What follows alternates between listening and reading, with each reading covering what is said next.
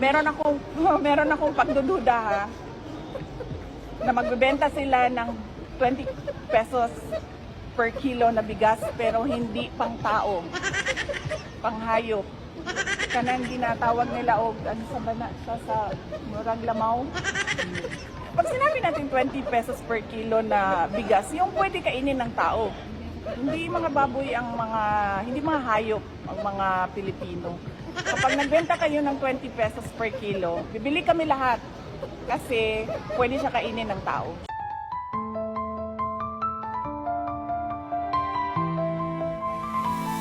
Bawat butil ng bigas, ginto sa amin ng halaga.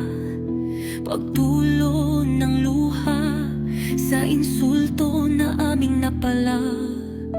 Mahirap at dukha man kami sa paningin ng iba. Inuuna namin na makatulong sa ating bansa. Sadyang napakahirap ang maging mahirap.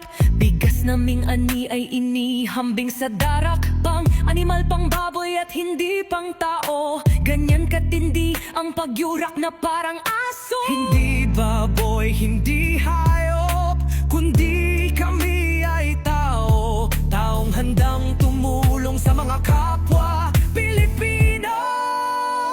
O Pilipinas, tignan mo ang kalagayan ko. Magsasakang naghihirap at nagsasakripisyo.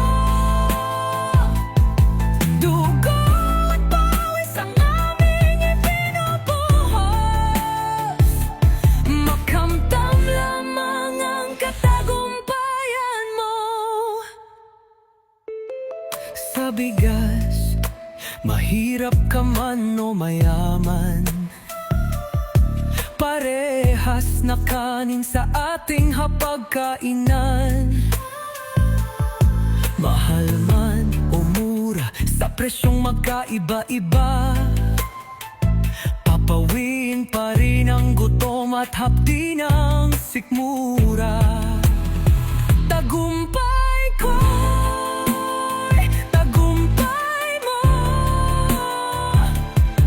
tagumpay nating mga Pilipino. Hindi baboy, hindi hayop, kundi kami ay tao. Taong handang tumulong sa mga kapwa Pilipino. O Pilipinas, tingnan mo ang kalagayan ko. Magsasakang naghihirap at nagsasakripisyo. Dugo at pawis ang aming ipinubuhos. Makamtam lamang ang katagumpayan mo.